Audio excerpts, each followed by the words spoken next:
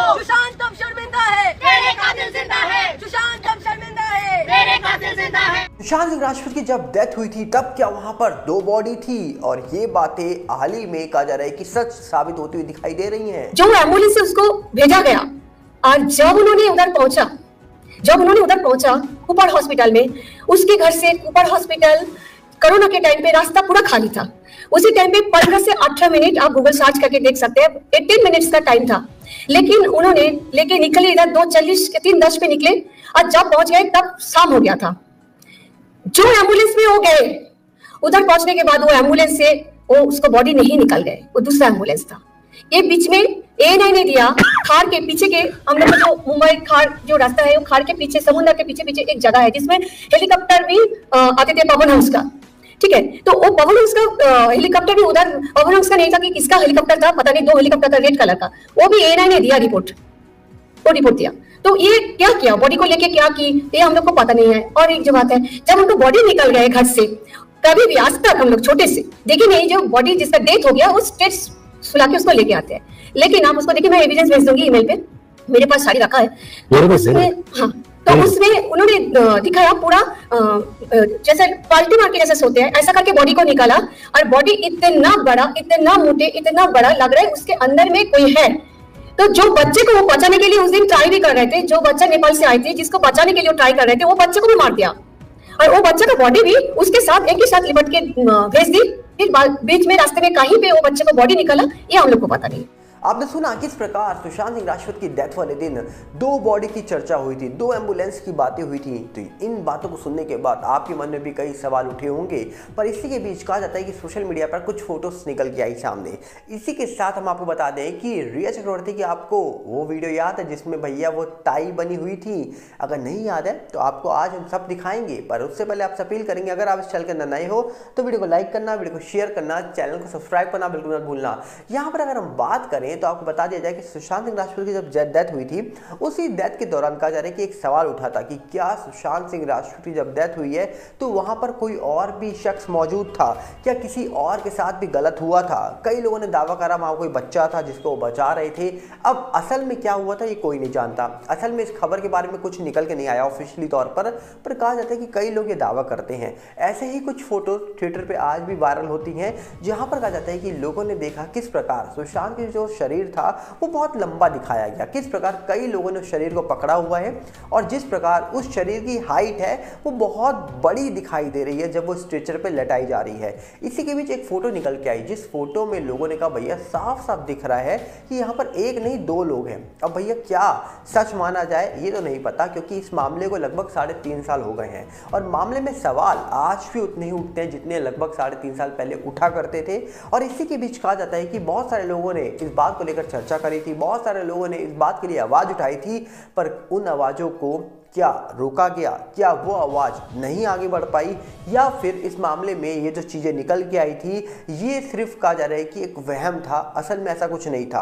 अब इसको लेकर तो कुछ कहा नहीं जा सकता क्योंकि इस मामले में बड़ी बड़ी एजेंसीज जांच करने आ चुकी थी और जब बड़ी एजेंसीज किसी मामले की जांच करती हैं तो डेफिनेटली लोगों को बहुत उम्मीद होती है कि जल्दी इस मामले का जो भी सच है वो सामने निकल के आ जाएगा, पर ऐसा हुआ नहीं। कहा जाता है कि सुशांत सिंह राजपूत की जब डेथ हुई 14 जून को, तब उस घर को ऐसा देखा गया जैसे कोई पिकनिक स्पॉट बना हो, जहां पर कहा जा रहा है कि कई लोग, इनमें से कहा जा रहा है कि एक शख्स को जब देखा तो बहुत संदेह पैदा हुआ। क्यों? क्योंकि कहा जाता है कि उस शख्स ने लाल टोपी लगा रखी थी और पहले तो वो बहुत पीछे खड़ा था, अचानक से बाद में वो बाहर निकलता हुआ आता है और उसकी जेब में कुछ चीज़ दिखाई दे रही है। लोगों ने कहा कि क्या ये हार्ड डिस्क तो नहीं है भैया, ये लोग क्या सबूत मिटा रहे थे अंदर? क्या ये जो कुछ लोग निकल के आ रहे हैं ये भैया अंदर से कुछ सामान बाहर लेकर जा रहे हैं?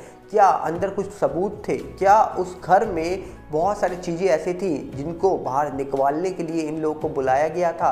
अब इसी प्रकार कई सारे सवाल उठे थे उन लोगों पर जिनके बारे में आज तक लोग जान ही नहीं पाए और ना ही लोग पहचान पाए। आखिरकार कौन थे ये लोग और क्या कर रहे थे ये लोग अंदर, और ये कहाँ जा रहे हैं, इनके हाथ में क्या सामान है? और ये अचानक से पहले पीछे खड़े होते हैं फिर बाद में अचानक से बाहर निकल के आ जाते हैं। तो इस प्रकार कई सारे सवाल तो उठे, पर इन सवालों का महत्व कितना है ये आज भी नहीं समझ पाए हम लोग। क्यों? क्योंकि कहा जाता है कि सुशांत केस कोई छोटा मोटा मामला नहीं है। इस मामले में सवाल तो 3.5 साल से उठाए जा रहे हैं, पर उन सवालों का महत्व अगर ये मामला सॉल्व हो जाता या फिर इस पूरे मामले में कोई ना कोई फाइनल कंक्लूजन तक पहुंच जाती है एजेंसी, तो हमें लगता है कि भैया डेफिनेटली लोगों ने बहुत मेहनत करी है और कहीं ना कहीं लोगों ने जी जान लगा दी इस पूरे मामले में। जो जो चीज़ें उनको मिली वो चीज़ें उन्होंने लाकर सोशल मीडिया पे अपलोड कर दी है। पर इतनी सारी चीज़ें सोशल मीडिया पे अपलोड होने के बाद आज सवाल उठता है कि आखिरकार इस मामले का क्या हुआ। इस मामले में क्या सही में कोई भी फाइनल डिसीजन निकल के आएगा या ये मामला ऐसा ही पेंडिंग चलता रहेगा? इसको लेकर भी अभी कुछ भी नहीं कहा जा सकता है। जिस प्रकार कहा जा रहा है कि लोगों ने इस पूरे मामले में कई सारे सवाल उठाए थे, कई सारी चीज़ों को लेकर बातें करी थी और इसी मामले के बीच में कहा जा रहा है कि लोगों ने कहा था कि भैया हम रुकेंगे नहीं जब तक न्याय नहीं मिलेगा। और ये चीज़ें सरकार के कई बड़े बड़े नेताओं ने भी कही थी आज से करीब 3 साल 3.5 साल पहले। पर टाइम बीतता गया, उसके बाद कहा जा रहा है कि मामला ठंडा पड़ता गया। अचानक से ये मामला तब उठा जब इस पूरे मामले में रूप कुमार शॉ जी लौट कर आ जाते हैं। रूप कुमार शॉ जी के आने के बाद ये मामला किस प्रकार तेजी से आगे बढ़ा ये किसी ने सोचा नहीं था, क्योंकि बहुत तेजी से मामला आगे बढ़ा। जिसके बाद कहा जा रहा है कि रूप कुमार शॉ जी ने कई बड़े दावे करे, जिसके बाद एक और चीज निकल के आई कि जब प्रदीप भंडारी जी के साथ सुशांत सिंह राजपूत की सिस्टर प्रियंका सिंह जी मौजूद थी, वहाँ पर रूप कुमार शॉ जी भी आए हुए थे। कहा जा रहा है कि स्टूडियो में जब ये सब बातें कर रहे थे उसी वक्त कहा जाता है कि जो रूप कुमार शॉ जी ने दावे करे थे उन्हीं दावों को लेकर जब प्रियंका सिंह जी बात करी थी तो उन्होंने भी कहा मैंने भी ये सब चीज़ें नोटिस करी थी। तो इसका मतलब क्या है? रूप कुमार शॉ जी बहुत इंपॉर्टेंट पर्सन है इस पूरे मामले के।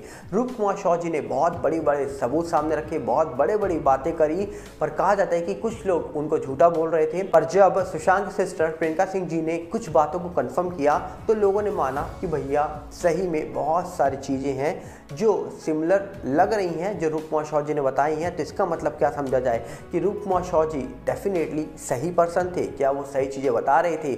अगर वो इस पूरे मामले को खोल के रख देते, इस मामले का सच बता देते, और उसके बावजूद कहा जाता है कि पिछले करीब 1.5 साल या फिर लगभग 1 साल के ऊपर हो चुका है उनके इंटरव्यू जब निकल के आया था 2022 के अंत में, तब से लेकर आज तक सुशांत केस में कितनी अपडेट निकल के आई आप खुद सोचिए और खुद सोचकर अपनी राय कमेंट्स में रखिए। क्योंकि जिस प्रकार कहा जा रहा है कि रूप कुमार शॉ जी ने दावे करे थे, जिस प्रकार रूप कुमार शॉ जी ने बातें करी थी इस पूरे मामले को लेकर, मुझे तो ऐसा लगता है कि अगर कोई चाहता कि सुशांत को न्याय मिल जाए तो डेफिनेटली उसी वक्त जांच करने पर लग जाता।